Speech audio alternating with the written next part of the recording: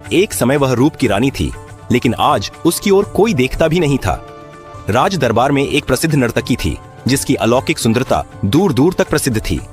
बड़े बड़े राजा और राजकुमार उसकी एक झलक पाने को व्याकुल रहते थे।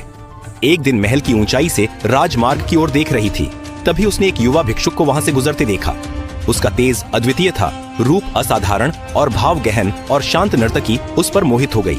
उसने पुकारा, रुको, पर भिक्षुक बिना रुके आगे बढ़ता रहा। उसने फिर आवाज दी, लेकिन उसके कदम नहीं थमे। कुछ ही क्षणों में नर्तकी स्वयं उसके सामने पहुंच गई और उसने कहा, मैं तुम्हारा सानिध्य चाहती हूँ, तुम्हें अपना स्वामित्व देना चाहती हूँ। मेरे साथ चलो, जीवन के अप्रतिम आनंद का अनुभव करो। भिक्षुक ने शांत स्वर में केवल इतना कहा, अभी नहीं।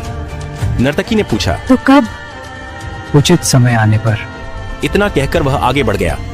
नर्तकी व्याकुल हो उठी, मानो आज कोई अमूल्य निधि उसके हाथ से निकल गई हो।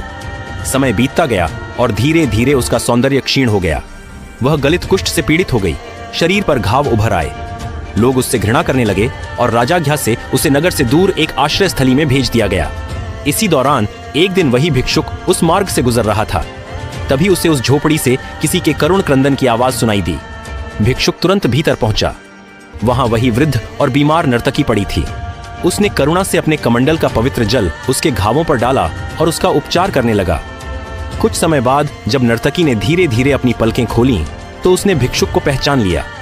वह धीमे स्वर में बोली, अब क्या आए हो? अब मेरे पास देने के लिए कुछ नहीं भिक्षुक बचा। ने कहा, मैं सही समय पर ही आया हूँ। उसके कुछ दिनों के उपचार से वह ठीक हो गई। वो उसके चरणों में गिर पड़ी और बोली, तुम भिक्षुक के वेश में देवता हो। तुमने मेरी आत्मा को पुनर्जीवित कर भिक्षुक दिया। मुस्कुराया और बोला, मैं सिर्फ बाहरी रूप नहीं देखता।